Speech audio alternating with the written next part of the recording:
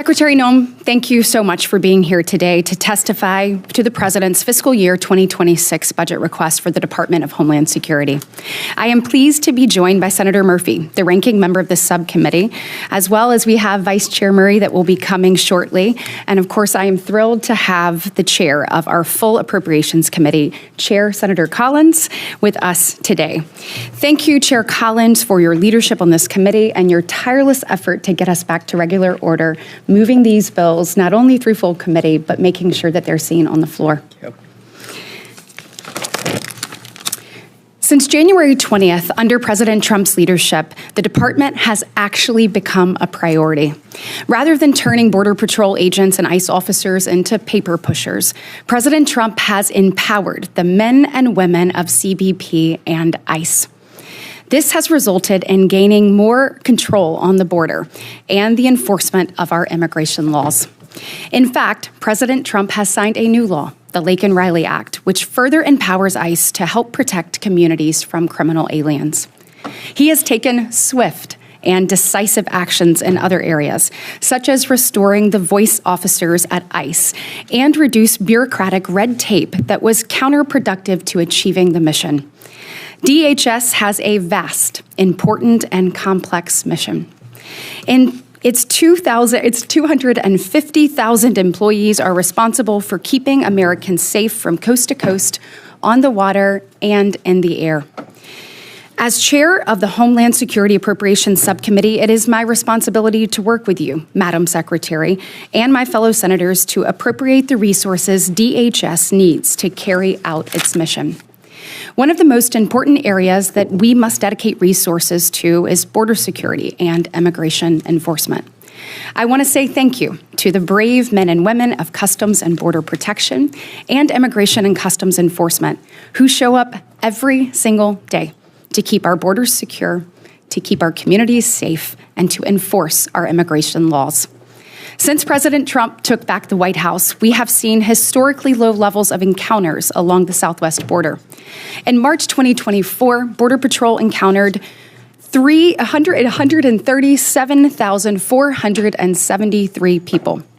Fast forward to March of 2025, under President Trump's leadership, Border Patrol encountered only 7,181 people.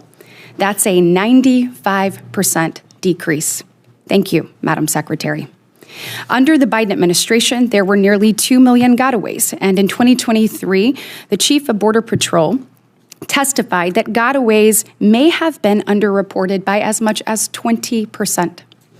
The work that President Trump and this administration have done to curb the flow of illegal migration is truly incredible. We've gone from record high encounters under the previous administration to 2 consecutive months of record lows. Ultimately, that means safer communities and families across our great country. But we cannot let up. We must continue to empower Border Patrol. We want our agents on the line to be equipped with the best tools available. We must also continue the renewed focus on interior enforcement, where we have seen tremendous gains since President Trump took the oath of office. In fact, since President Trump's inauguration, there have been a 153% increase in removals stemming from ICE apprehensions, a true testament to the work done by DHS law enforcement officials that are working to safeguard our communities. As you know, Madam Secretary, the ultimate goal of immigration enforcement life cycle is to remove individuals that are here unlawfully, and I commend your department in the pursuit and the end of that goal. One of the results of our open border policies supported by the previous administration was significant growth in ICE's non-detained docket, growing from 3.7 million at the end of FY 2021 to 7.6 million at the end of 2024. That is a 105% increase. Many will commit crimes while here, waiting their turn to be processed, which is unacceptable and why I fought so hard for the Laken-Riley Act to pass Congress. And that is also why I was proud to be there when President Trump signed that into law. I am incredibly proud when you look at the work that Alabama does to support the Department of Homeland Security and the equities there and so many hardworking, dedicated public servants who show up every single day to fulfill that mission. From the incredible collaboration between DHS and our college programs on research to the HIS National Academy in Huntsville, to the Coast Guard's Aviation Training Center in Mobile. It's gratifying to see that I represent a state that plays such an important role in protecting our country. Alabama is also home to some key institutions that fit within the administration's priorities of empowering state and local law enforcement to have a seat at the table when it comes to disaster recovery and national security. Both FEMA's Center for Domestic Preparedness and the National Computer Forensic Institute in Hoover provide key resources to local officials across our nation to ensure that they are equipped with the best knowledge, skills, and tools needed to protect and serve the United States of America.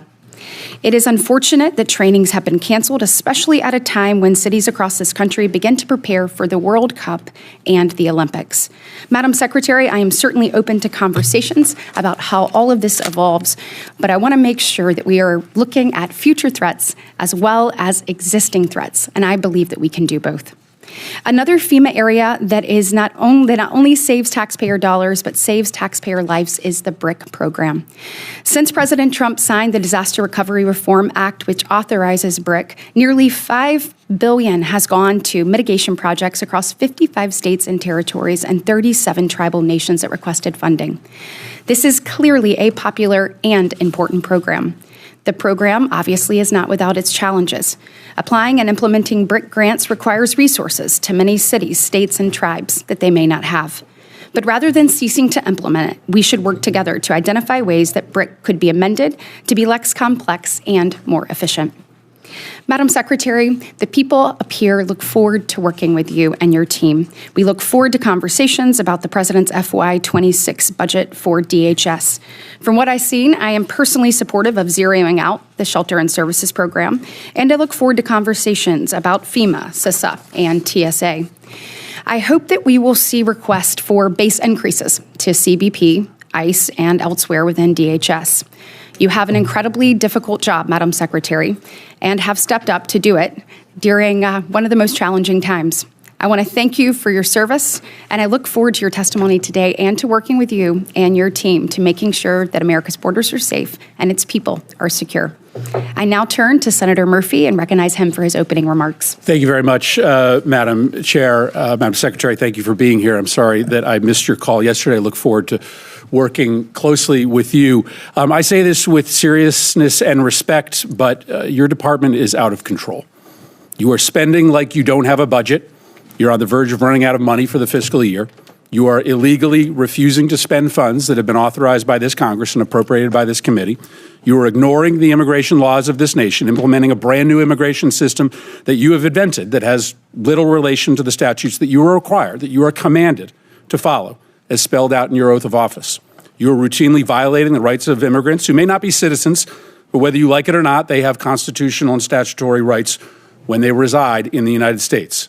Your agency acts as if laws don't matter, as if the election gave you some mandate to violate the Constitution and the laws passed by this Congress. It did not give you that mandate. You act as if your disagreement with the law, or even the public's disagreement with the law, is relevant and gives you the ability to create your own law. It does not give you that ability. Let's start with your spending. You are on track to trigger the Anti-Deficiency Act. That means you are going to spend more money than you have been allocated by Congress. This is a rare occurrence, and it is wildly illegal. Your agency will be broke by July, over 2 months before the end of the fiscal year. You may not think that Congress has provided enough money to ICE, but the Constitution and the federal law does not allow you to spend more money than you have been given or to invent money. And this obsession with spending at the border, as the chairwoman mentioned, has left the country unprotected elsewhere. The security threats to the United States are higher, not lower, than when Trump came to office. To fund the border, you have illegally gutted spending for cybersecurity. As we speak, Russian and Chinese hackers are having a field day attacking our nation. You've withdrawn funds for disaster prevention. Storms are going to kill more people in this country because of your illegal withholding of these funds. Your myopia about the border, fueled by President Trump's prejudice against people who speak a different language, has shattered many of this country's most important defenses. Now let's talk about the impoundments. When Congress appropriates funds for a specific purpose, the administration has no discretion as to whether to spend or not spend that money unless you go through a very specific process with this committee. Let me give you two of many instances of this illegal impoundment. The first is the Shelter and Services Program. Senator Britt may want to zero that account out, but that account is funded, and it was funded in a bipartisan way. You don't like the program. Your policy is to treat migrants badly. I think that's abhorrent, but it doesn't matter that you don't like the program. You cannot cancel spending in this program, and you cannot use the funds as you have to fund other things like ICE. You have also canceled citizenship and integration grants, which help lawful permanent residents become citizens, helping them take the citizenship test.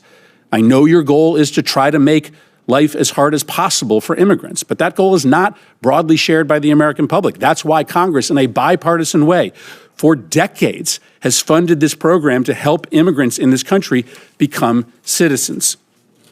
Now let's talk about why encounters at the southern border are down so much. This is clearly going to be your primary talking point today.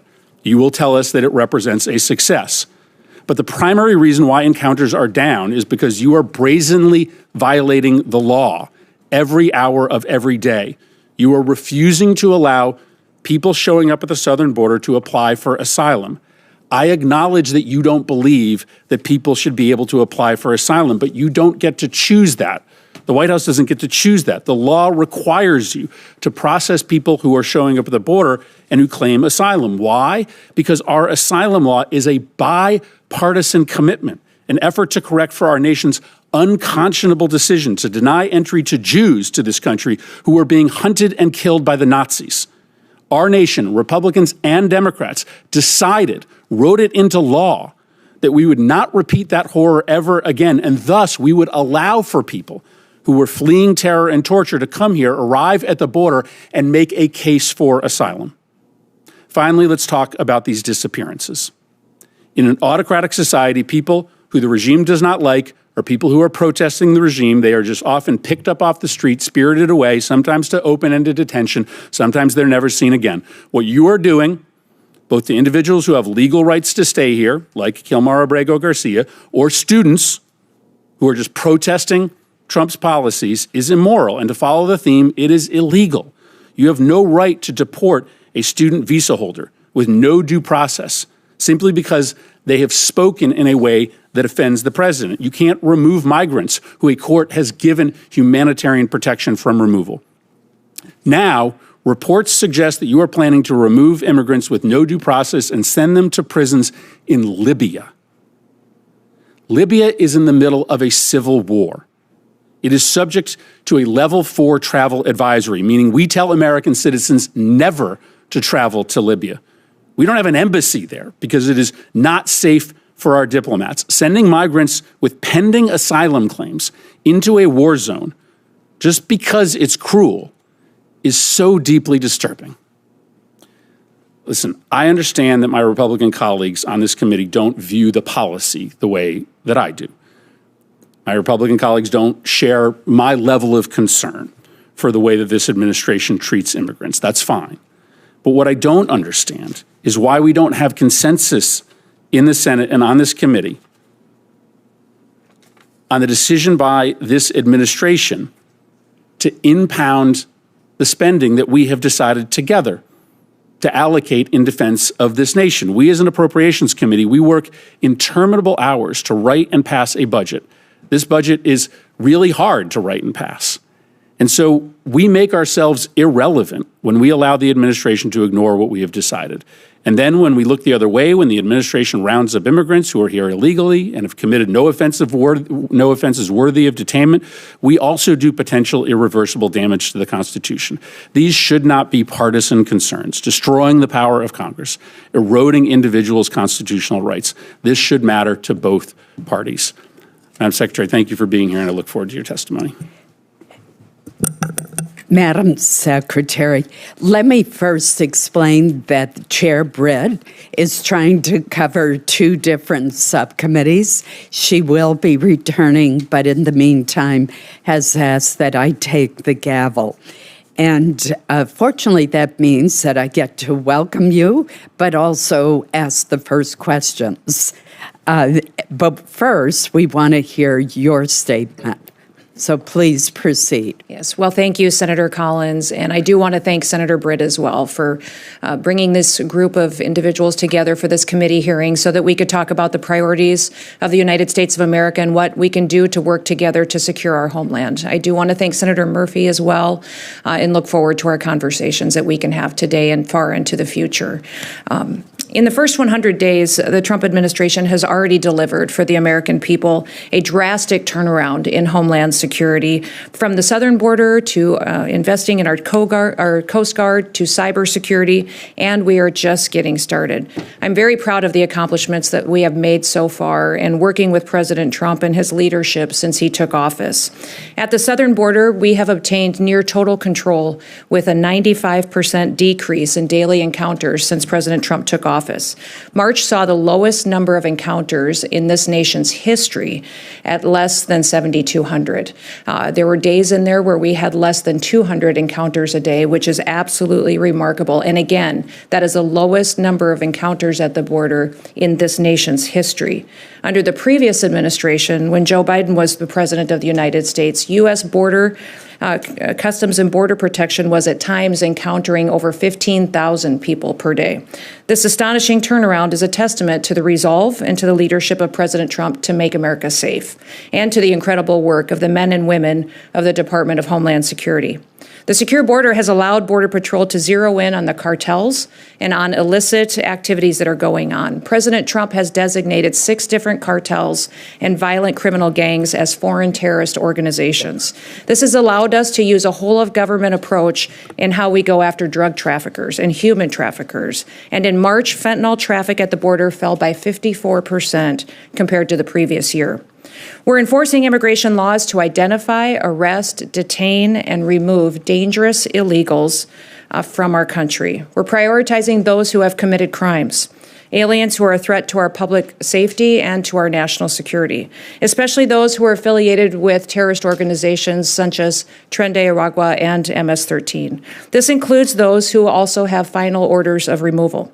We've worked to enforce President Trump's America First trade agenda through the U.S. Custom and Border Protection's enforcement.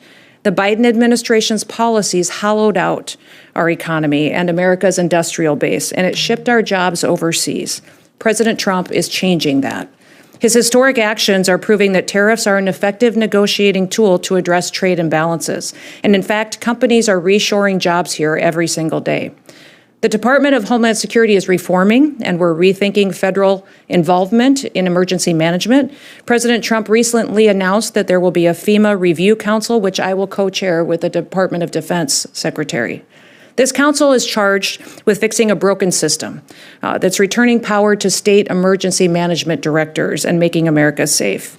We're also taking steps to defend the nation's transportation systems, which are vulnerable to targets and to attacks. The Transportation Security Administration is responsible for ensuring the security of all those who travel. In a single day, there are over 45,000 flights in this country, with nearly 2.9 million passengers in the United States. We're fulfilling our obligation to launch Real ID, which happened yesterday, and we follow federal law as it was passed 20 years ago. Validated IDs will secure travel, safeguard our elections, and make sure that we never open a door to an opportunity for another tragedy like 9/11 again. As technology advances, so do the threats to our nation. And that's why cybersecurity is a crucial component of our security measures we're taking seriously and investing in going forward. Countries like Communist China have built the capability and the intent to infiltrate and potentially disrupt our critical infrastructure. But despite these threats, the Biden administration instead used CISA to play politics and to police speech. Under President Trump, we've been working to get CISA back on mission and make sure that they are securing our infrastructure.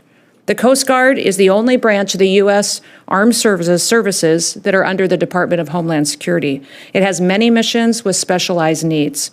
And as we secure the southern border, the cartels have shifted their activities out to the maritime borders. The Coast Guard has already surpassed fiscal year 2024 drug interdiction numbers and search and rescue and illegal interdictions. Still, the Coast Guard is facing our greatest readiness challenge since World War II. With Force Design 2028, we will transform the Coast Guard to make it a more agile, capable, and responsive force. And since I took office, one of the responsibilities that I have is reforming the Secret Service. In the wake of the July 13th assassination attempt, we have needs there that I'm hoping you will consider. We've reassessed the Secret Service's needs. We've refocused recruitment away from DEI objectives and instead focused people in on investing in the agency's zero-fail mission. These accomplishments are just a portion of what the Department of Homeland Security has achieved with President Trump's leadership in the last 100 days. And with the support of this committee, I'm hopeful that we'll be able to make this department more efficient and more effective in securing our nation.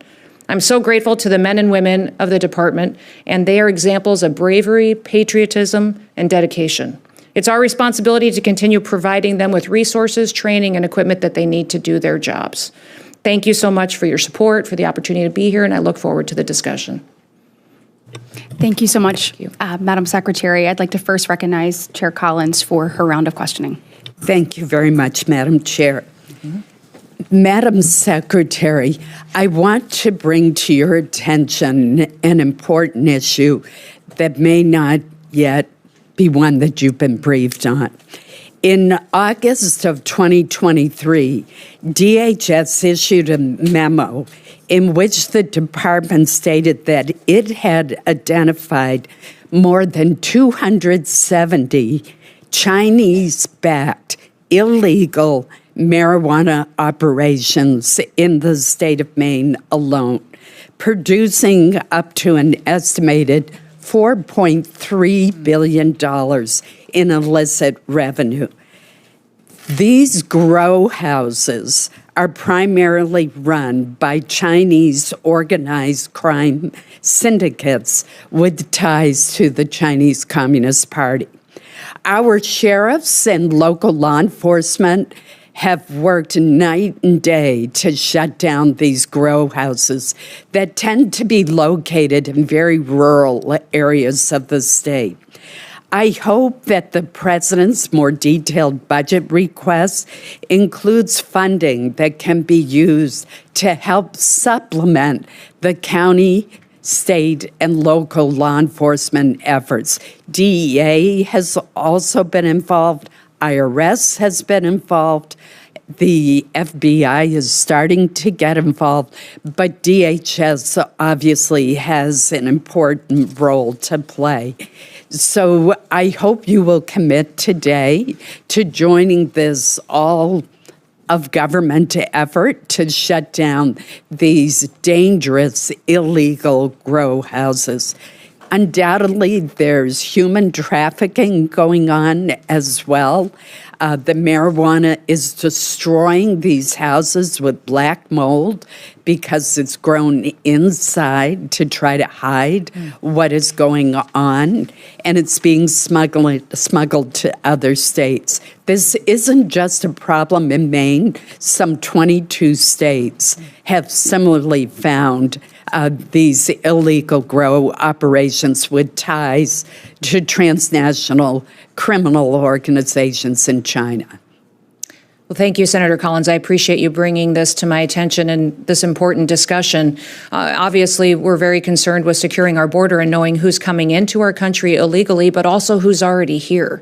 And so you pointing out the fact that we have investments in this country, businesses, and marijuana grow houses that have a presence of ties to the PRC is incredibly alarming. So I agree that we should work together to see what we can do. As you know, the Department of Homeland Security, our mission is to secure the homeland. I tell people quite often that my responsibility lies with everyone who's in this country, comes into this country or leaves, every product that's here that leaves or comes in, and then everything on the internet as well that's communicated or processed.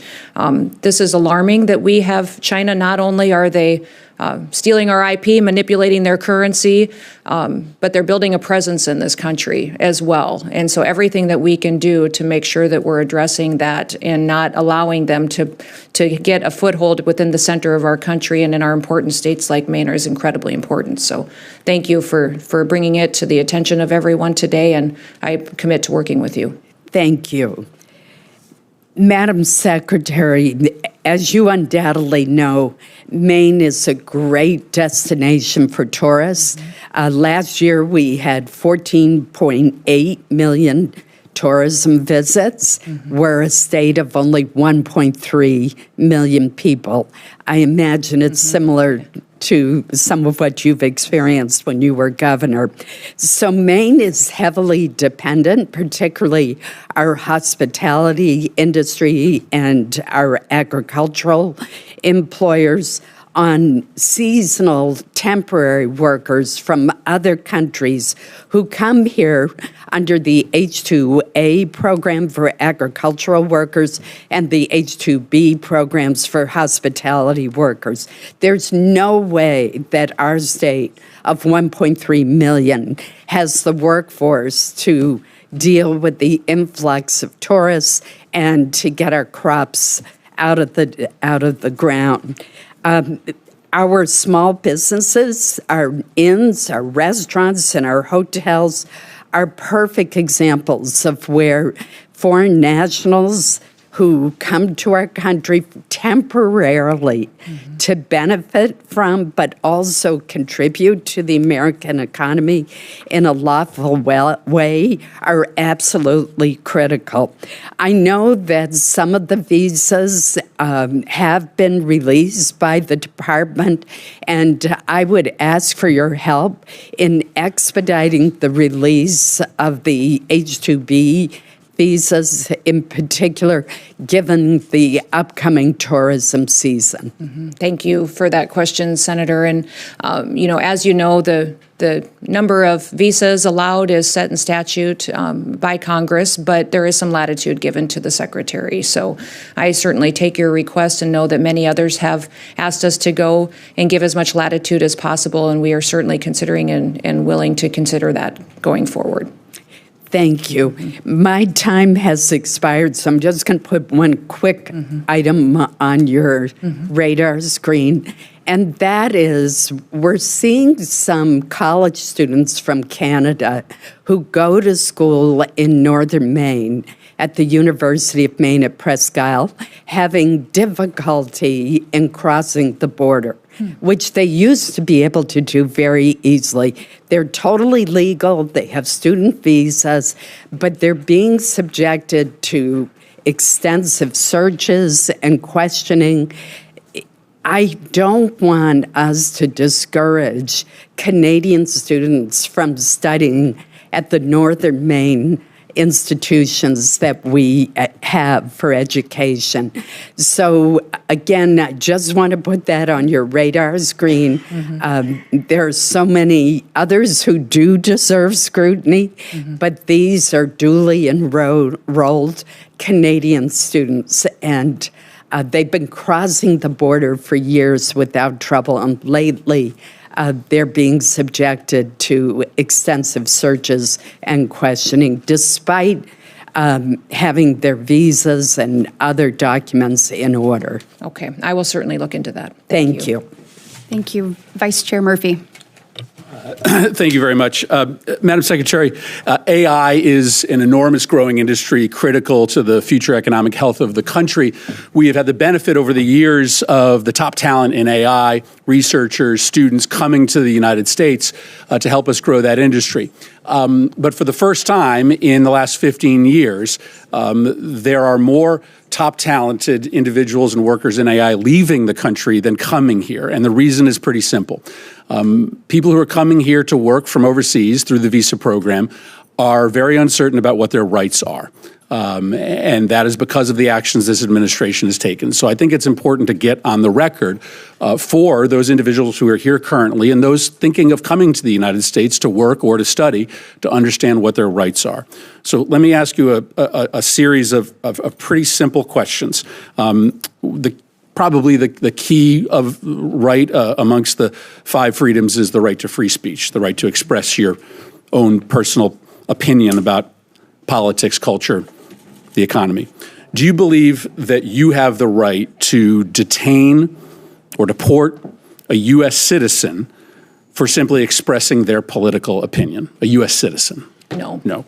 Do you believe that you have the right to detain or deport a legal permanent resident for expressing their political opinion? I don't make decisions on legal status here in the United States. The Department of State does that. And I would say that as they've gone through an evaluation of who gets a visa, who gets legal status, green cards, they've been evaluating and discussing how that applies. Well, I acknowledge that you don't. I acknowledge you don't make. Right. But if someone is a legal permanent resident of the United States, I'm not talking about an H-1B or a student visa holder. I'm talking about a legal permanent resident. If you are a legal permanent resident, do you have the right to detain or deport that person simply for expressing their political opinion?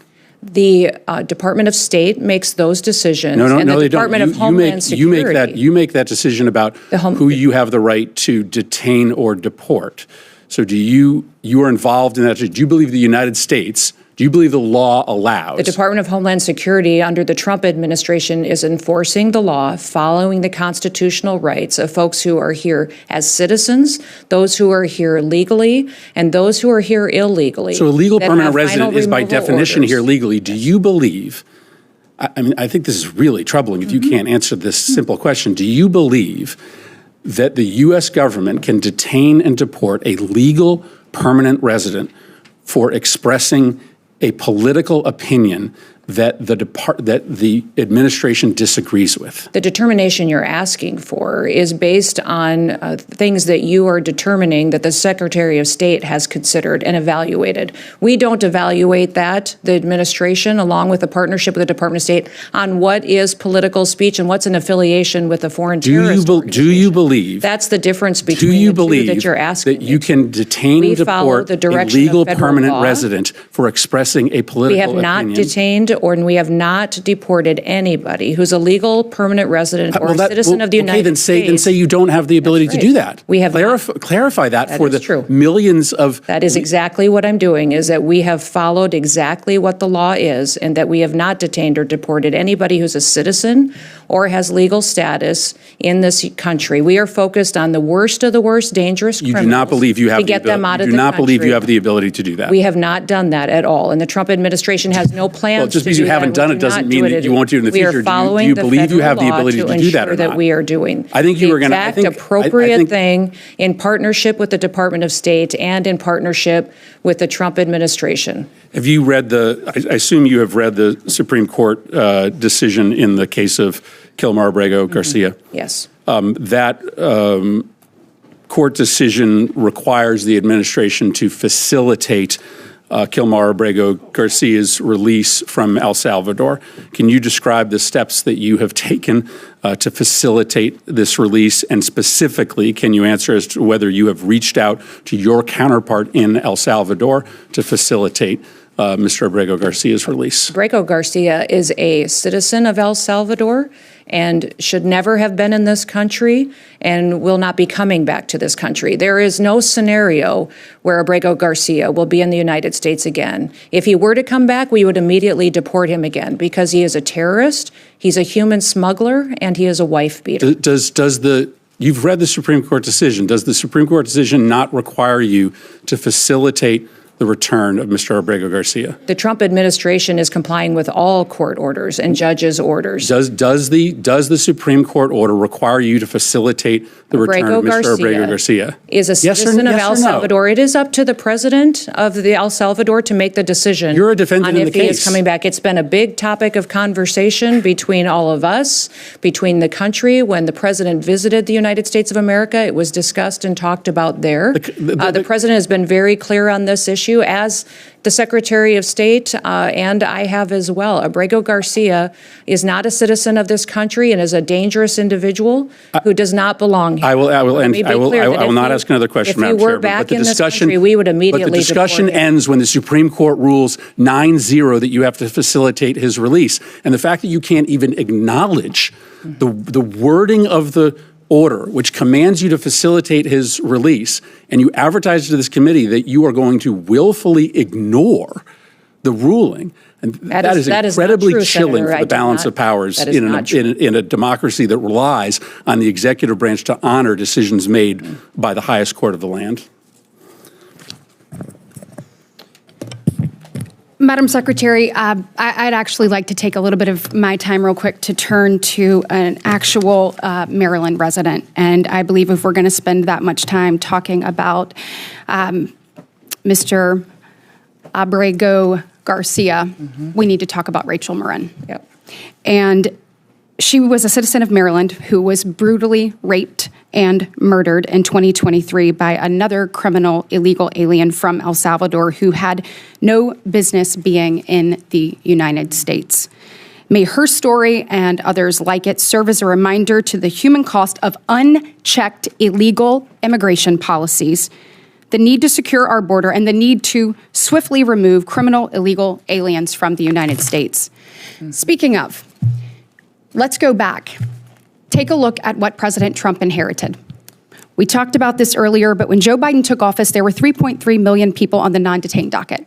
When President Trump took office, that number had risen to 7.6 million people on the non-detained docket. When you look at the docket, the President Biden, in his administration, spent their entire term simply allowing people and aliens to cross the border into our communities.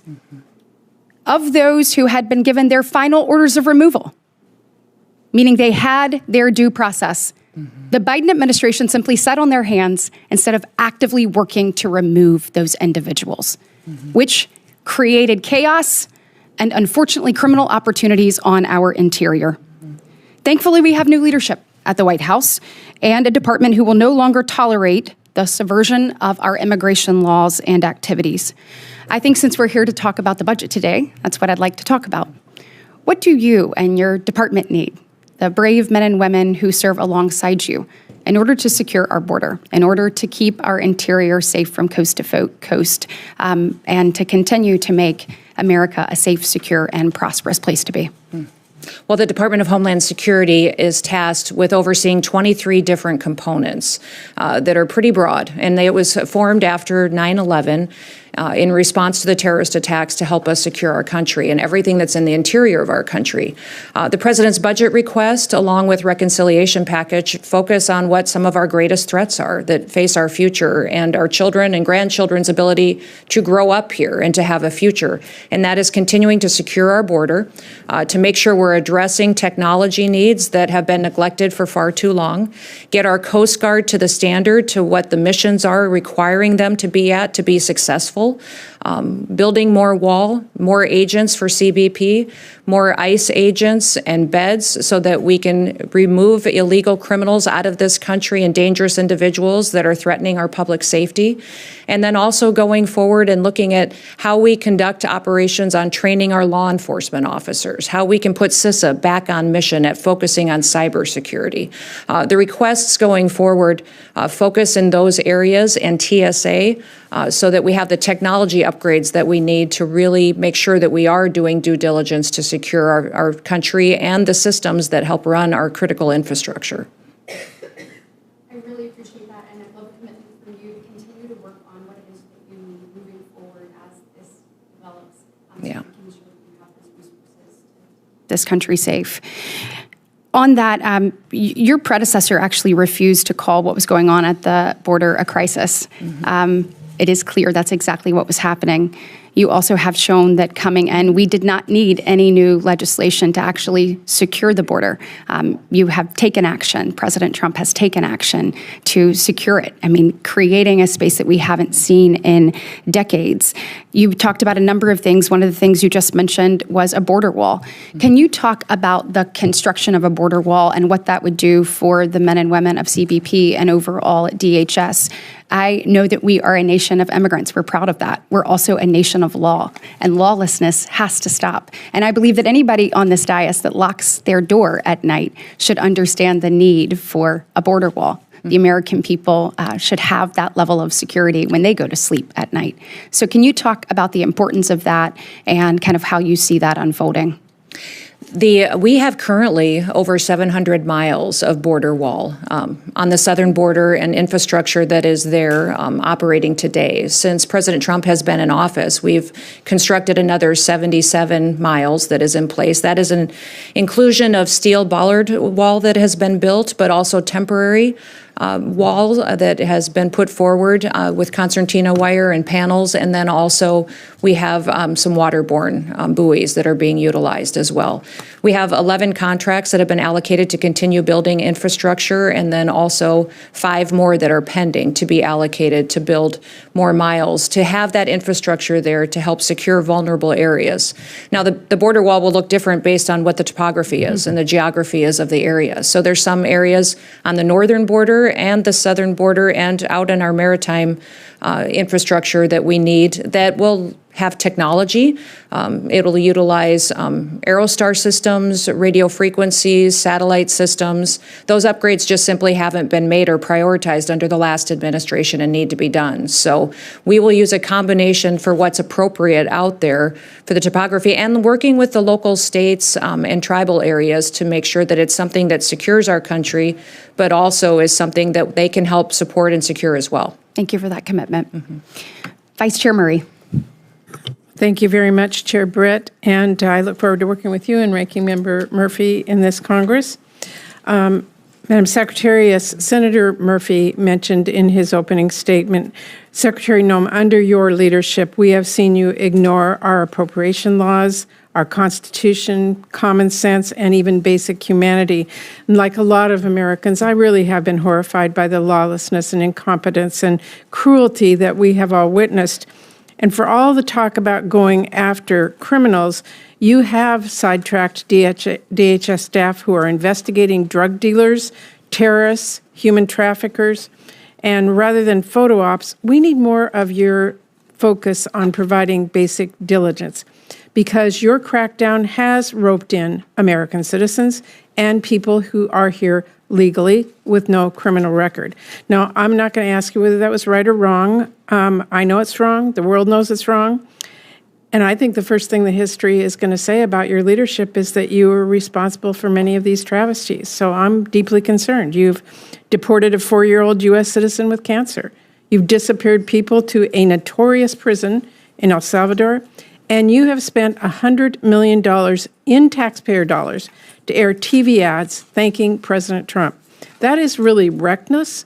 It's unacceptable, and in my opinion, can't continue. The American people are paying for this with our taxpayer dollars and with their most basic rights. Now, in the last 3 months, you have frozen or canceled over $100 billion in funding that was approved by Congress, bipartisan. We are talking about everything from disaster relief to grants that keep people safe. But when my staff has requested information on the status of this unacceptable holdup, the department failed to provide any acceptable justification.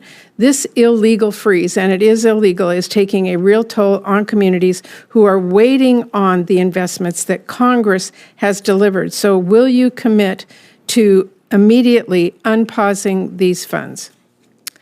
Well, Senator, thank you for covering a lot of topics there. Let me touch on a few of those right away. Well, what the Trump administration is doing is enforcing the law for the first time. Under the Biden administration, I'm asking you about the funds. Illegal aliens were prioritized over American citizens. Now the scales of justice have been leveled, and Madam no one Chair, is treated better than anyone else. I asked you a Citizens are question. treated the same, Madam and these Secretary, illegal aliens and criminals are being I heard deported. it previously. I'm asking you a specific The grants question. that you are referencing, Correct. The grants that you are referencing have been paused and reevaluated to make sure that they are truly being spent in the way to which they were appropriated. Well, many of these grants were being diverted Madam into Secretary, things they were never intended These funds were passed on a bipartisan basis by members. Absolutely, in and this the Biden Congress. administration perverted them in how they used them, diverted them to facilitate illegal immigration, to house people in places like the Roosevelt Hotel, who held illegal criminals We're that took talking, the life Madam of Chair, Laken about Riley. $100 I think all of us billion. have It is recognized not that credible the to victims me that here are all the the people who have recipients died of and that. lost their children because Madam of this Secretary, situation. it is not credible, Madam Chair.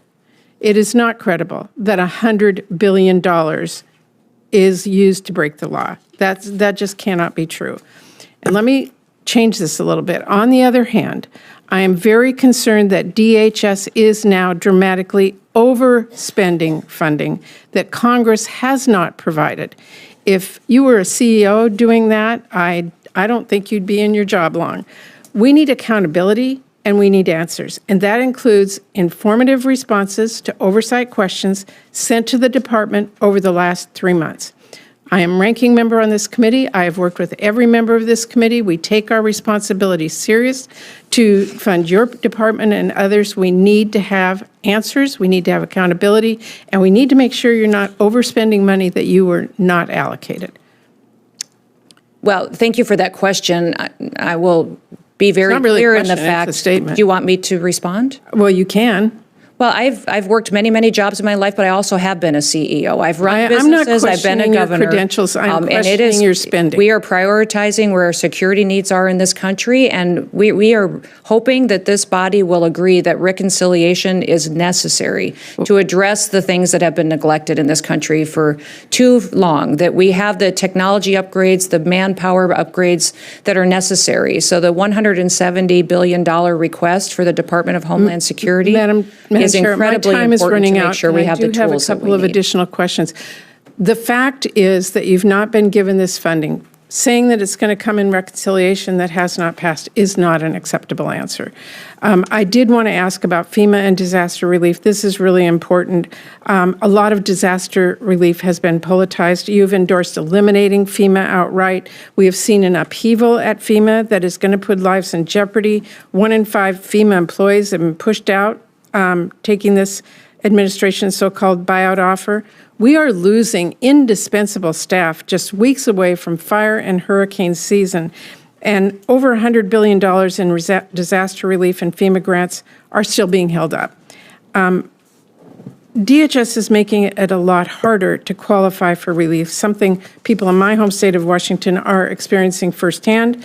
Multiple requests from governors have been rejected in recent weeks, including a request from our state. And we haven't been given any response about this. And I'm watching this and I'm thinking, has President Trump directed you to prioritize funding for Republican states? Absolutely not. Have you directed your staff to prioritize funding to Republican-led states over Democratic Absolutely states? not. Have your Under staff this administration, there will not be any politicization of support, relief, FEMA assistance, or grants given based on politics. Well, every single person will be treated the same. It will be very different than the Biden Madam administration. Secretary, there's a clear trend of Republican-led states getting very fast responses and funding. Democrat-led states are being forced to wait. We have never treated FEMA as a partisan issue in this country. Thank you, Madam Chair. Thank you. Senator Capito. Thank you, Madam Chair and Ranking Member, and it's great to see you, Secretary Noem, and it was a pleasure to serve with you in the House for so many years. I just want to make a statement in the beginning because this chart, which you can't see, but many of us have seen, the blue lines being the number of people that were coming across the border during the Biden administration, and then the red is what you and the President have done over the last 3 months. I say congratulations. Results speak loudly. Not only are migrant encounters down 95%, but the gotaways are down 99%. To put it simply, migrants are just not slipping through. They're not evading our border patrol. I boil it down to 2 basic strategies that the administration has done that the previous administration could have done but totally ignored. One is deterrence. When possible illegals look to the United States and see that we are following through on deportation orders in larger numbers, I think that's a huge deterrence along with the other things that are occurring. The other one is enforcement of the law. You already just said that. So is there anything else you would add specifically, very shortly, that you can attribute this dramatic drop? You're being accused of breaking the law, and that's the reason the numbers are down.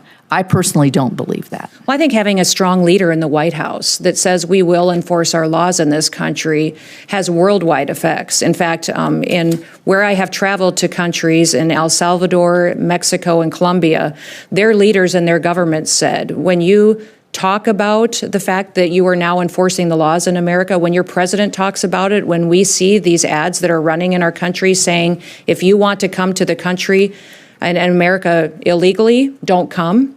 come the legal way, do the right way. We are now enforcing our laws. They say it has an overwhelming effect. In fact, in Mexico, some government officials, when I was there visiting with them and the president, said that they believe 500 to 600,000 people just in Mexico turned around before they ever got to our border in the last 3 months, because they got the message clearly when they were on their way. They heard that and they went back home. Also, I would say Border Patrol is thrilled.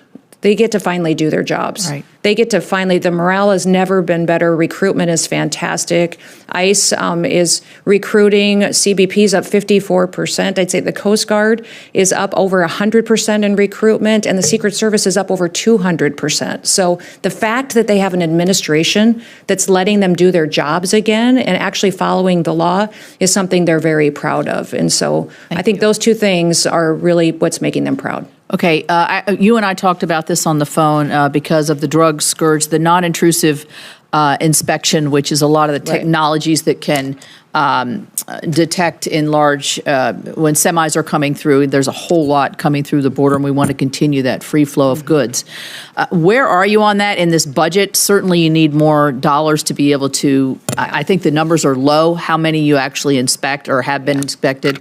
You need the technology our to move ports of forward. entry need new technology and scanners that we just simply aren't scanning many shipping containers right now adequately. A lot of our air freight isn't scanned. Some of these scanners that we have in place need infrastructure around them so that they work in the heat and in the rain. Sometimes they're dysfunctional and shut down. We have railroad cars coming in that aren't getting inspected, and then small packages.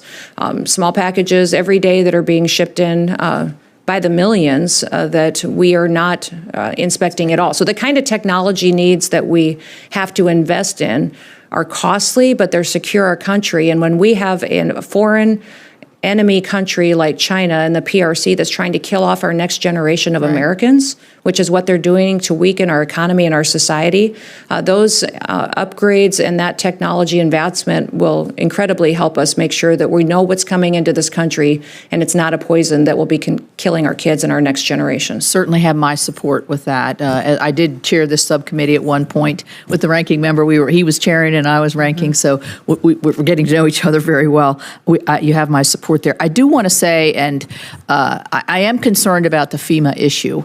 Coming from a small state that is subject to a lot of natural disasters, flooding in most cases, FEMA, my experience with FEMA, has it been flawless? Has it been, a smooth road? No, but I think it's a vital function. And I'm concerned if we turn it all over to the states, capacity for the state to really handle this is something that, so I would ask you to tread lightly. I don't really need a response there, but I do want to put on the record here that I am concerned about, I do think we need a national response to disasters. Does it look just like FEMA? I hope, I hope the changes that are made will be able to have them to be able to react quickly and to help our state and local resources. I did invite you to the Advanced Training Center where we do training for Border Patrol. Look forward to seeing you there, and thank you very much. Thank you so much, Senator Capito, and thrilled to hear about the morale at DHS. That's exciting, Madam Secretary. Next up, Senator Shaheen. Thank you. Thank you, Madam Secretary, for being here this morning and for your testimony. I just want to, I'm not going to ask you to respond to this, but just to be clear, I think everybody on this committee agrees that we need to secure our southern border. We may disagree on exactly how to do that, but I think that is a value that most Americans share. I do think we can do it in a way that still provides due process to people who are here as green card holders. And I'm particularly concerned when I get calls from New Hampshire citizens who are stopped at our border and interrogated without any process, without being told why they're being stopped. So I just want to put that on your radar so that you understand that that is a concern that we are seeing and hearing from American citizens about. I have been concerned for a long time through a number of administrations about the lack of technology on our northern border. In New Hampshire, we have video cameras that are supposed to pick up people coming across the border, and there's no service to those video cameras because we don't have cell service on our northern border. Our Border Patrol station in Pittsburgh gets its power from Canada, and in 2018, Congress passed the Mobile Now Act to speed up deployment of communications equipment infrastructure on federal property. It's not just a public safety issue, it's a national security imperative, as I'm sure you would agree. So understaffing, however, and red tape means that getting folks connected still takes way too long, and we've had some issues with the department in trying to get some of this equipment that we need on our northern border. So will you commit to ensuring that DHS will move expeditiously to improve communications infrastructure along New Hampshire's northern border? Yeah, Senator, I will work with you on this. This is something that's come up several times with many of our senators and congressmen and women that represent the northern border. And I think that's a concern I hear quite often from people is with all the focus on the southern border, are you neglecting the northern border? And we are not. We have not pulled resources from the northern border, but we also recognize that we've got deficiencies there too. We do have some Predator drones that are up there. I'm sorry to interrupt, but the reality is that the Stone Garden funds that used to have a percentage dedicated to the northern border have been taken for the southern border, so that our local law enforcement officials don't have the ability to access those funds and to get those grants in a way that's really important to help. So I hope you will look into that. Those funds have been very important for our law enforcement, and so those are being reevaluated as well and assessed. And so I've had several people indicate to me that those are important to their local areas and local communities. The cameras you talked about, yes, do need to be fixed. The cell phone service and their reliance on that is not dependable, and we need the new technology upgrades in order to make sure that we can keep those operating. Tower. And we need more UAS and counter UAS technology at the northern border as well. I understand that ICE has entered into an interagency agreement with the Bureau of Prisons to hold ICE detainees in our federal prison in Berlin, FCI Berlin, New Hampshire. I'm sure that you're aware that the Bureau of Prisons has faced chronic shortages in staffing for a number of years. This is particularly evident in Berlin, where it's being staffed at just over 60% for its corrections officers, and now it's hosting more than 230 detainees. So can you talk about how you're working to ensure that our federal prisons who are under contract with ICE are adequately staffed, and will you commit to ensuring that the Bureau of Prisons under contract with ICE is given the support that they need in order to hold those detainees? Absolutely. That's all part of the evaluation that happens before that contract goes into place, is making sure they have the staffing and the requirements that meet the level that ICE detention requires. Many times the request we hear from local or state law enforcement or prison systems that want to help facilitate the detention of illegal criminals, such as we're addressing right now, are asking us to relax our federal standards so that they qualify, are asking us for more latitude. So our standards I was have just been, there. I can tell you they were not asking that in Berlin. They may not have been up at your facility, but what I would say is that all of those boxes have to be checked and staffing requirements have to be met in order for that contract to be facilitated and utilized. Well, what I heard is that we have trouble attracting people, corrections officers, other staff that we need, psychologists and medical staff. And so I think it's absolutely critical that we ensure that if ICE is going to use those facilities, that the funding is there to provide adequate staffing. Absolutely. Thank you. I have another issue, and I'm out of time, but I just want to put on your radar screen that we appropriated $200 million to recapitalize facilities for the Coast Guard. One of those facilities that was damaged in storms is in Newcastle, New Hampshire. It's a facility that serves the Portsmouth Naval Shipyard. It's critical to national security. I hope you will work with us to ensure that the funding goes to help rebuild those facilities that need it. Yeah, we'll certainly take a look at that. As you know, we've proposed a new investment and future for the Coast Guard called Force Design 2028. And so we're excited about that because it recognizes the deficiencies that the Coast Guard has had to live with for far too long. It adds 15,000 coasties to the force. It also addresses not just cutters and not just airframe, but also infrastructure. What we need for buildings and for docks and for abilities to ports and infrastructure to really facilitate what they really provide for us. They are also a key part of not just search and rescue, but also our interdiction efforts right now as well. And we're not keeping up with the cartels out on the water. I'm a big fan. I just don't want us to divert that funding. Right. Thank you. Right. Senator Hyde-Smith. Thank you, Madam Chairman, and I certainly want to thank Madam Secretary for being here today and so impressed with the way you have just taken off so quickly in leading this agency. You know, as a member of this body, as an American, but as the mother of a 26-year-old daughter, I certainly appreciate what you're doing to secure our homeland. And your commitment has just been unsurpassed by anybody. And I've watched you closely, and it's a tall drink of water. Heading this agency is no small task, but I am certainly supporting you. I would like to briefly mention the proposed reductions to the FEMA budget. You know, in Mississippi, we have hurricanes, we have tornadoes, and FEMA has been a part of my life ever since I have been in public office because of the situations. Even Senator Shaheen was part of our tornado one time last year in Mississippi, and we had some recently that hasn't been approved yet. Little town in Walthall County, Mississippi, called Tylertown, Mississippi, had a tornado. I was there the day after the storm, and we're really seeking some relief there. But how will DHS make sure that states like Mississippi, which, like I said, are feeling the impact of so many, will continue to receive the support they need to prepare for and recover from what we have now and future emergencies? Yeah, President Trump has been very clear that he believes that the way that FEMA exists today should not continue. It needs to be reformed.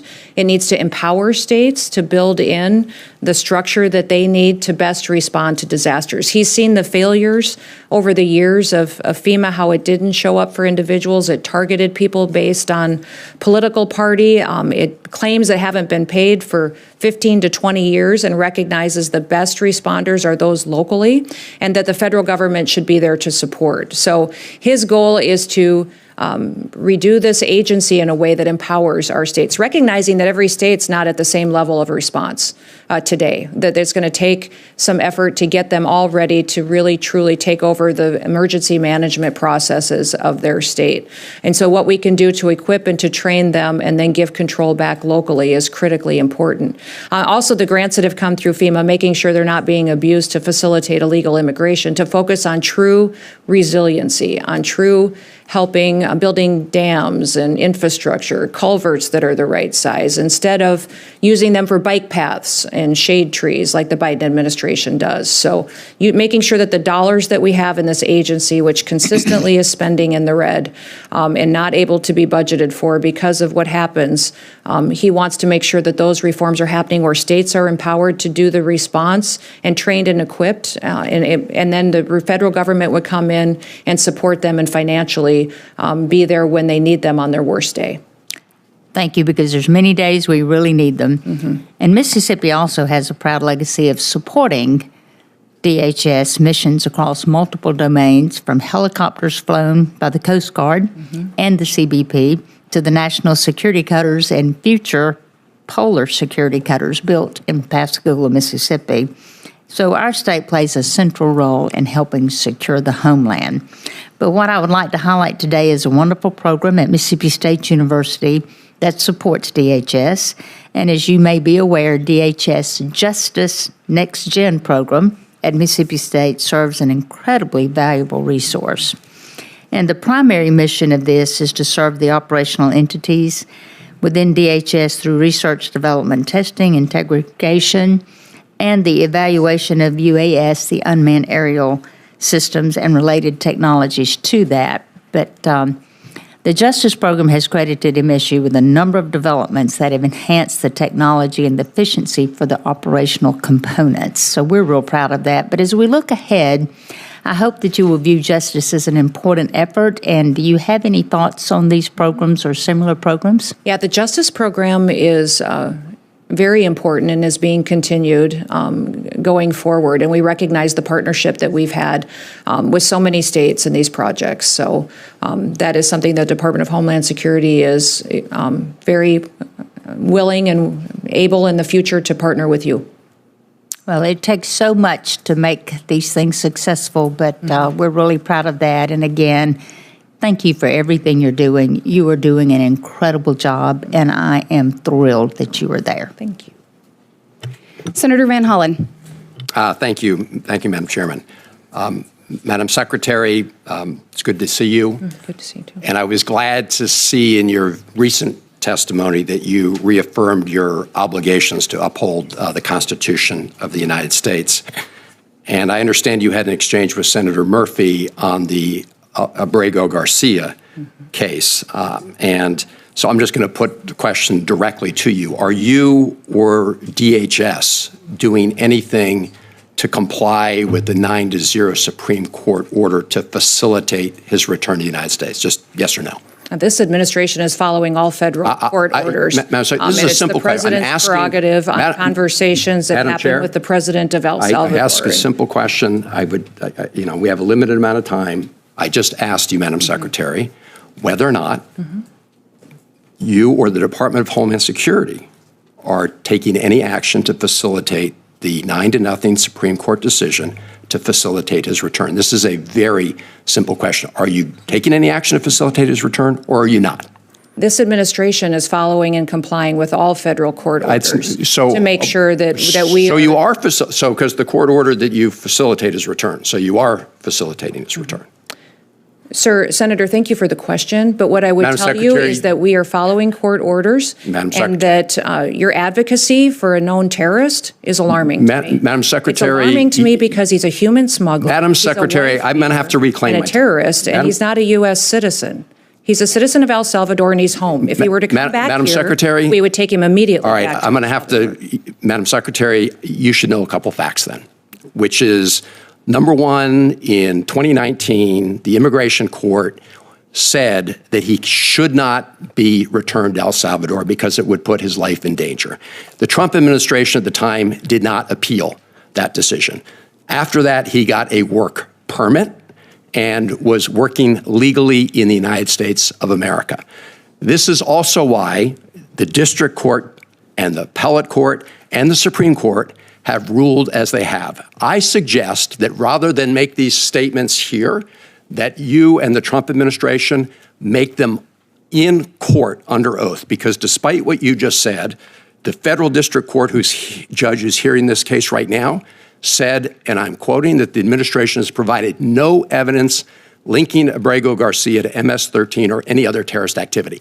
I'm not vouching for the man. I'm vouching for his due process rights. Sir. You've been vouching for Madam him. Secretary, with respect. I would suggest that you defend and stand alongside the victims of illegal crime. This is political rhetoric. The citizens who live here and are United States Americans. I would suggest you advocate for them as hard as you do. Madam Secretary, I know you're doing a political speech here. No, I get it. I'm asking questions of law. No, you're just spewing rhetoric. I truly believe this. I truly believe this as an American. Let me ask you this. Do you agree with Justice Scalia in the Supreme Court opinion in Reno v. Flores that, I'm quoting, "It is well established that the Fifth Amendment entitles aliens to due process of law in deportation proceedings." End of quote. Sir, we are utilizing every due process tool that this Congress has afforded us. Congress decides what due process is appropriate for every situation. Expedited removal is a due process that you have afforded us that we are utilizing. The Alien Enemies Act. I'm going to reclaim my time, Madam Secretary. So we are giving due process and using the tools that this Congress has given us. This is really, I'm asking sort of simple questions of law. And simple questions like, are you complying with the 9-0 Supreme Court decision? And you seem to think that's some kind of trick question. Let me ask you this. You were down at CCOT in El Salvador, and you said, and that, I'm quoting, "It is one of the tools in the toolkit that we will use." And it's well known that the Trump administration is paying the government of El Salvador to keep these individuals, including those who the U.S. courts have determined were illegally taken out of the country in violation of their due process rights. Have you seen the grant document between the United States and the government of El Salvador with respect to the CCOT?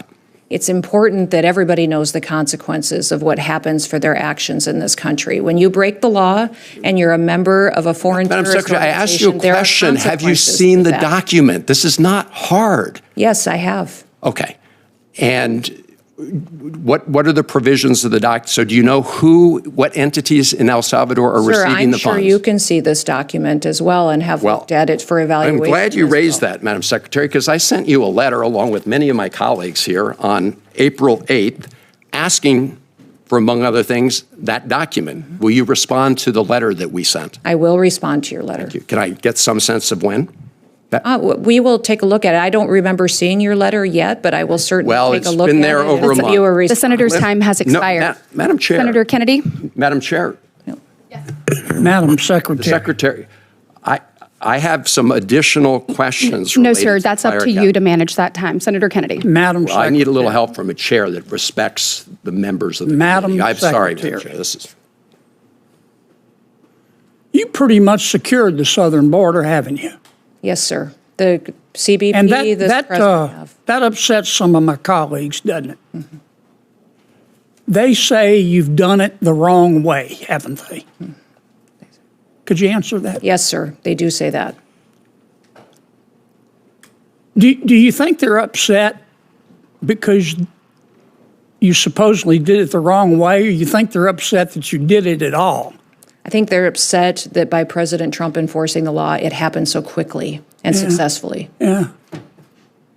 Now, when President Biden came into office, the first thing he did was get rid of all of the things we were doing to stop people from coming into our country illegally, didn't he? Mm-hmm. Yes.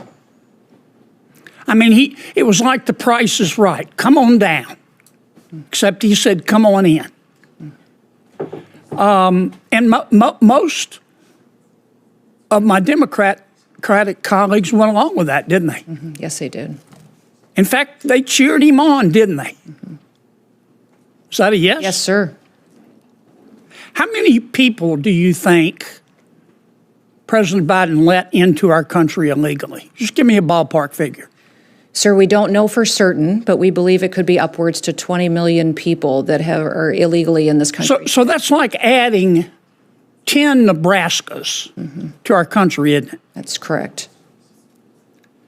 Why do you think President Biden and my Democratic colleagues did that? Do you think they believe in open borders?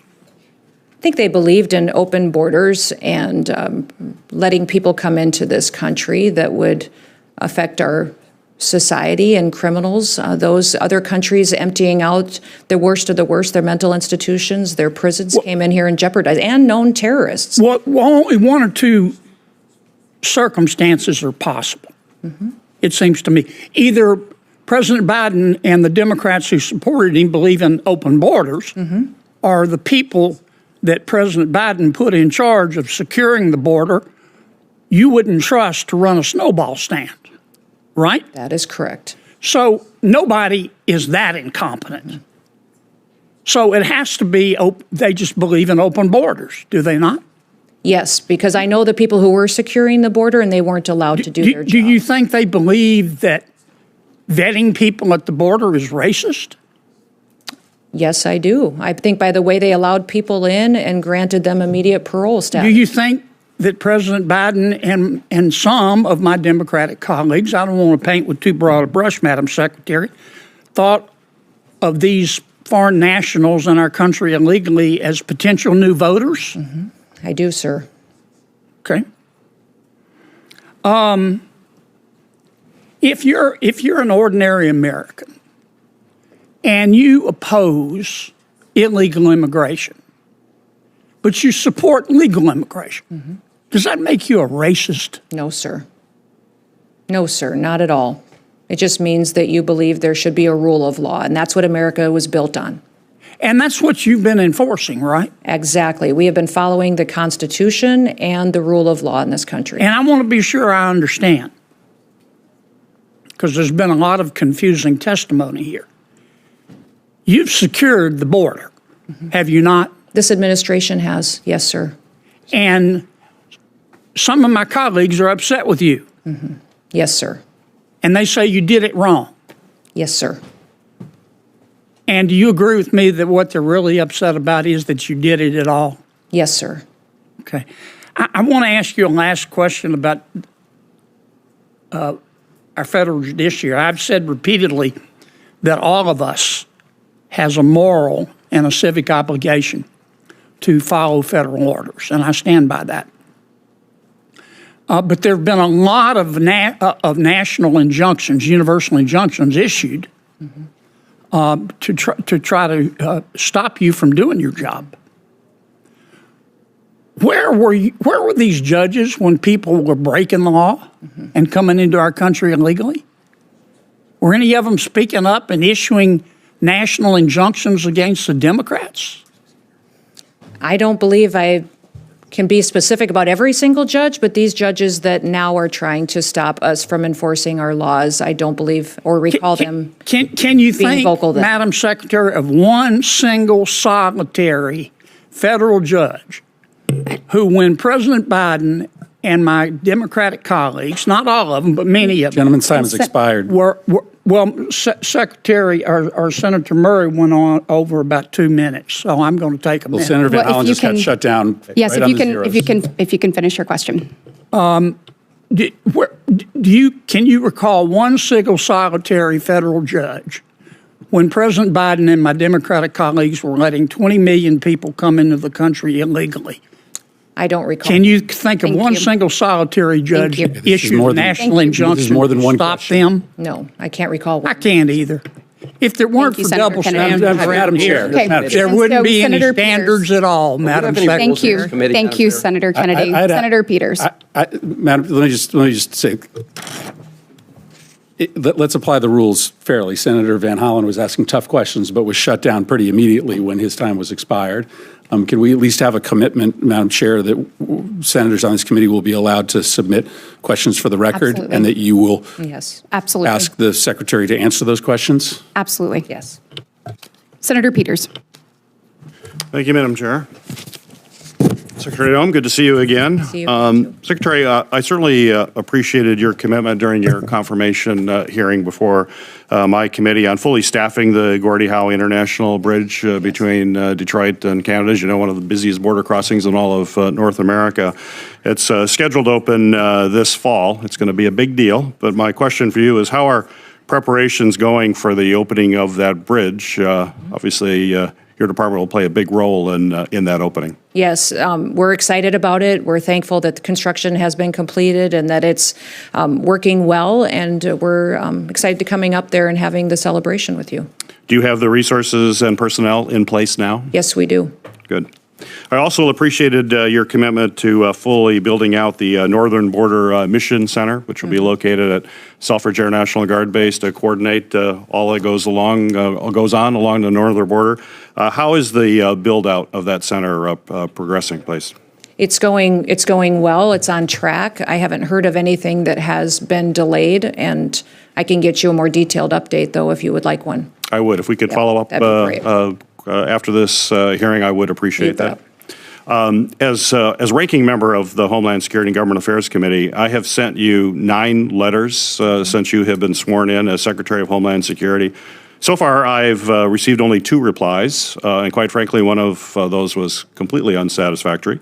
And while I understand you've had a busy start, like you have a lot on your plate, including travel, responses to congressional oversight requests are a priority. And I think you hold that view, but we're not seeing it being demonstrated, unfortunately. So my question for you is, when can I expect responses to these letters? And can you commit to getting me responses certainly before our budget hearing, before his GAC coming up? Yes, absolutely. Sir, I was unaware that you had that many letters out yet. I know some of the letters you requested had a lot of data to gather and information, and so that may be to delay on a couple of them, but we will get those gathered and get them to you. As you know, when I came into this role, we had a backlog of letters from senators and congressmen up to 4 years where the previous administration did not respond to any of you. That was a universal complaint I had from Republicans and Democrats. Well, we want to see that change. So yes. If we could get this back, these letters back as quickly as possible, I'd appreciate that. You bet. As you know, Madam Secretary, Congress spent years creating CISA, clarifying its mission and ensuring that the agency can employ the most skilled federal employees to protect our federal cyber networks and critical infrastructure from attacks. During your confirmation process, you stated that you wanted to get CISA back on mission. But quite frankly, you were very light on specifics of what that actually meant. Now that you've been in your position for several months, could you explain to us in detail what getting CISA back on its mission means? And I mean, with some specificity, which offices and programs in CISA do you consider to be off mission, and which ones do you consider to be on mission? Well, as you know, CISA, under the last administration, got involved in being somewhat of the role of the Ministry of Truth. They were defining what was misinformation, disinformation. They were out doing election security missions, what were censorship, and deciding what was truth and what wasn't truth, and we have eliminated those functions within CISA. CISA was created to be an entity that supported small and medium businesses and also critical infrastructure, yes, our electrical grid, our water systems, that are vulnerable to hacking attempts and influence from foreign countries, but enemies of the United States of America. So we are building out to those. And I agree with all this. I just limited time here. Yep. I agree with all that, and that is the central focus that it has to continue. But I want to clarify, because you talked about misinformation. I've heard this a lot. Yep. Certainly, I don't want to have any agency putting out misinformation. But CISA had 15 full-time employees assigned to countering misinformation mission. That's 15 employees out of 3,000 employees that work at CISA. And my understanding, and I think you mentioned it, those 15 people are not doing that anymore. So is CISA still not on mission? Is it still? It's getting there. We don't have our Senate confirmed leader of CISA yet. We're looking forward to that, and the president's But that doesn't have to do with mission. I mean, why is it not? Why is it not performing a mission? Because my frustration is why is what not? Why do you say it's off mission if the unit that was doing that is gone? Yeah, it's back on mission, but we still have silos to break down between our intelligence agencies. We still have communication systems that have to be built so we can share information. I shared during my confirmation hearing that one of the most alarming things to me that happened to learn was that when Salt Typhoon and Volt Typhoon happened, that we knew we'd been hacked, we knew who we'd been hacked by, but we had no idea how to stop it. And so building those relationships with the private sector to help us go out there and really get the information that we need to get the technology and expertise to get in front of those bad actors that would infiltrate our systems, I think is incredibly important. So making sure that we have those partnerships to get them with us, sharing information and advice and wisdom on how to stop these hackers before they steal our critical information is very, very important. If you know better than anybody, better than I do even, that we have 10 of the 16 critical infrastructure components under the Department of Homeland Security. So this is a top priority of President Trump. So it is on mission now.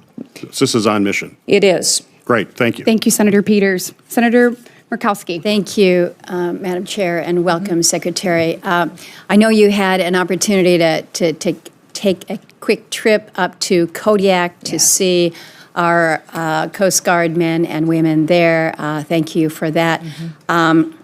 I'm pleased to see the focus from the administration with regards to the Coast Guard within the reconciliation package. It is significant. It is meaningful.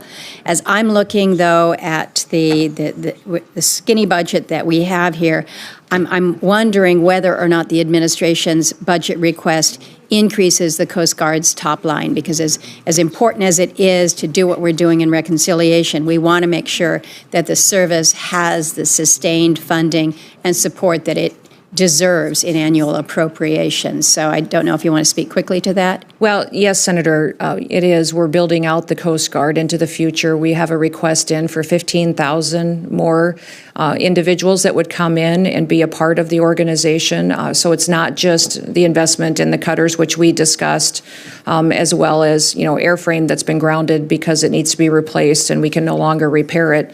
It is also building out the amount of support that we have as far as individuals and components. I want to ask about not just the ships, the cutters, the airframes, but the people and where those people live. It was several commandants ago. It was Commandant Zukov who promised that Kodiak, Seward, Sitka, Ketchikan, they were going to get these fast response cutters.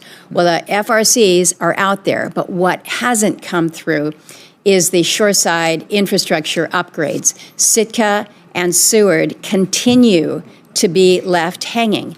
And so the ships that were due to come to them are being parked in other communities. I mean, we are not only 1 year off, 2 year off, multiple years off. So this is something that I have raised with you, and I'm hopeful that we're finally going to be able to make that commitment to make sure that when you've got the ships, you've got the home port. Right. And when it comes to the home port, I think you saw in Kodiak, it's not just the housing. It is the child care, it's the medical options.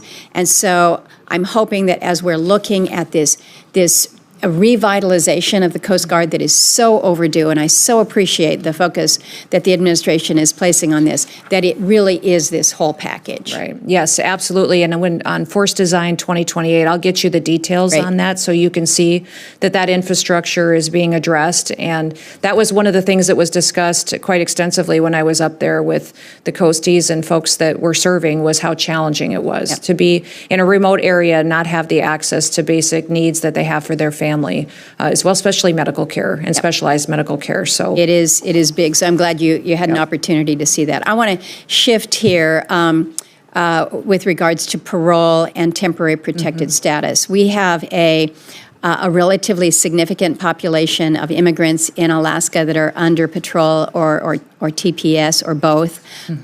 They're small, but for us, they're meaningful in our communities. It's the Ukrainians, we have Afghanis, Venezuelans, we have some Haitians. The majority of these folks are just truly valued members of their new community. They're helping us meet workforce needs and really contributing to the tax base here. They've expressed great concern about their status and work authorizations that may be revoked or allowed to expire. So USCIS hasn't processed re-paroles, TPS renewals, or work authorizations for the Ukrainians, at least, for almost 5 months. And the concern is they have paid the fees to USCIS to process their applications, and yet they're not seeing any action on this. Can you share with me, share with the committee, any information on when this pause might end? There are so many that are concerned that the work authorizations will expire while they're waiting for this process. Yeah, we do have several countries that have been evaluated by the administration on their participation in TPS, and the program, as it was established, was meant to be utilized on a temporary basis. So some of these TPS programs have been in place for many, many years.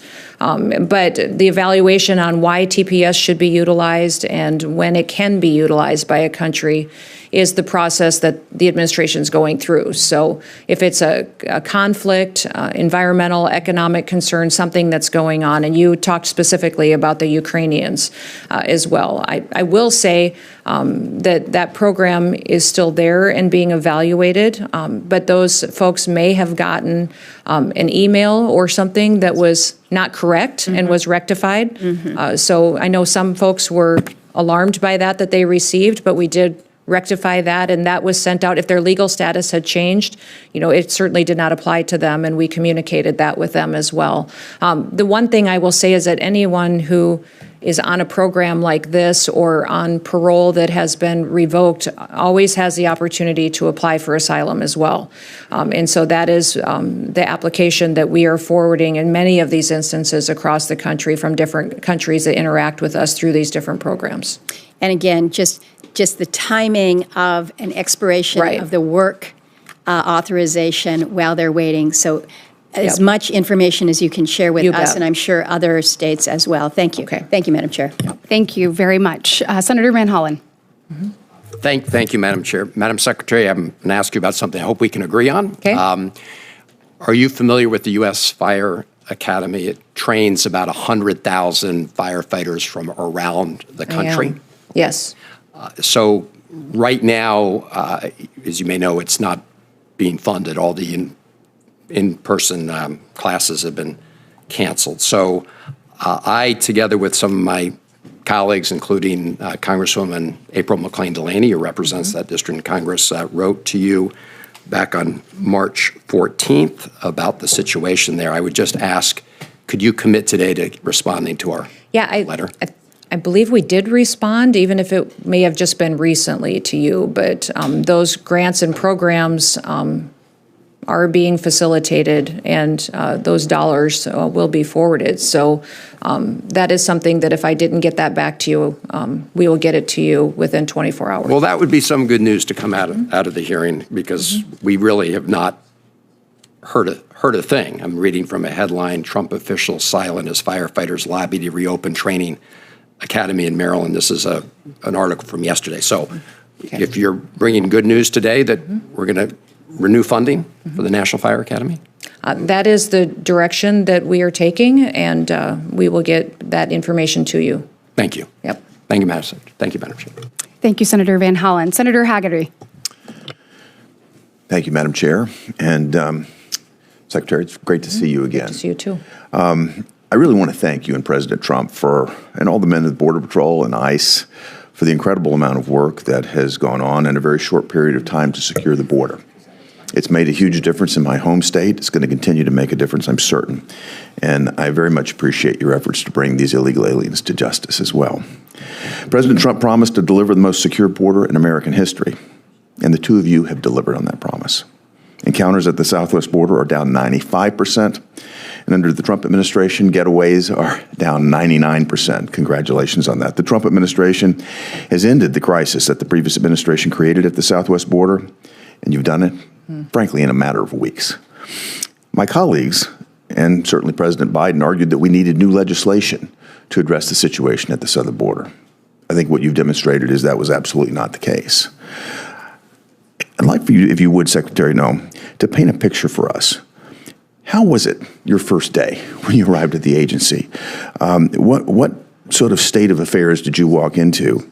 I want the public to understand how poorly managed the situation was that you've taken on.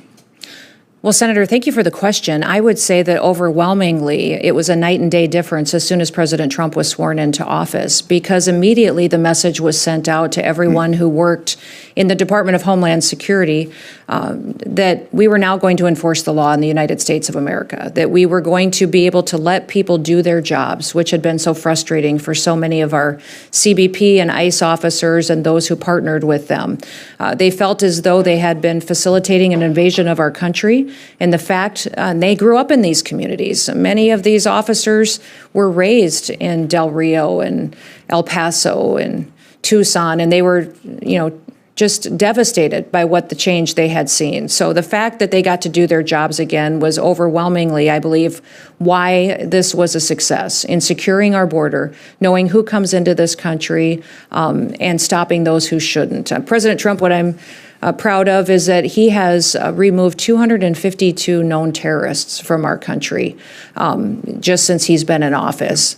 Thousands of criminals and illegal aliens that have perpetuated violence on our communities. And I think the employees and the officers that are a part of the Department of Homeland Security are proud to be a part of the solution that's making America very safe again. Can I stay with the comment that you made, or a term that you used, invasion? Yes. Because what we saw over the prior 4 years was the largest invasion of our country that we've ever seen. It was. I don't think the American public understands this because it was obfuscated in the media. But could you just break down for us and explain to us how the Biden administration facilitated the invasion of over 10 million people illegally entering this country in 4 years? Yeah, absolutely. Their lack of enforcement of our laws and their policies facilitated people being welcomed into our country, telegraphed around the world that come to America, the borders are open. When you get there, someone will give you asylum, you'll be protected, will give you housing and food and medical care, free medical care, billions of dollars spent by taxpayers to give them more advantages than what the average United States American citizen gets.